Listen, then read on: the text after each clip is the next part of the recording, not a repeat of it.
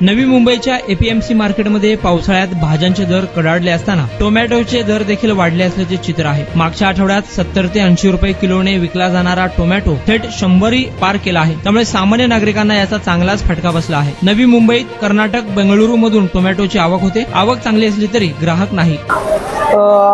पावसामुळे जे आवक आणि जावक आहे त्याच्यावर आवकवर काही परिणाम नाही झालेला। ऍक्च्युली गिरायकांची संख्या खूप कमी आहे। पावसामुळे बाहेर विक्री कमी असल्यामुळे मालाचा उठाव होत नाही।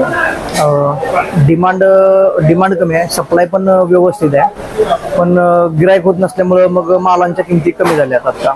परराज्यातून कुठून आवक होते आणि आपल्या परराज्यातून आता सध्याला कर्नाटक मधून बेंगळुरू कोलार मधून आवक येते, पण प्रमाण कमी आहे। आता सध्या लोकल मधून महाराष्ट्रामधून म्हटलं तर सांगलीमधून विट्या भागातून, त्याच्यानंतर पुणे जिल्ह्यातल्या सासवड या भागातून सध्या आवक जोरात चालू आहे। दोघांच्या किमतीमध्ये काय फरक आहे परराज्यात आणि आपल्या राज्यात? ऍक्च्युली क्वालिटीवर फरक पडतो। म्हणजे परराज्यातून येणारा टोमॅटोचं कसं आहे की जास्त वेळ लागतो इथं मार्केटपर्यंत पोहोचण्यासाठी, त्याच्यामुळे काय आहे की क्वालिटीवर परिणाम होतो।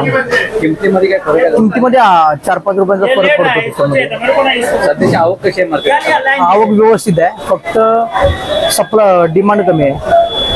पहिले किंमत कशी होती, आता पाऊस पडल्यानंतर किमतीमध्ये काय? बऱ्यापैकी 5-10 रुपयांचा फरक पडलाय। किंमत आता सध्याला कमी झाली आहे, कारण मालाचा उठाव नाहीये, पावसामुळे बाहेर कस्टमर नाहीये।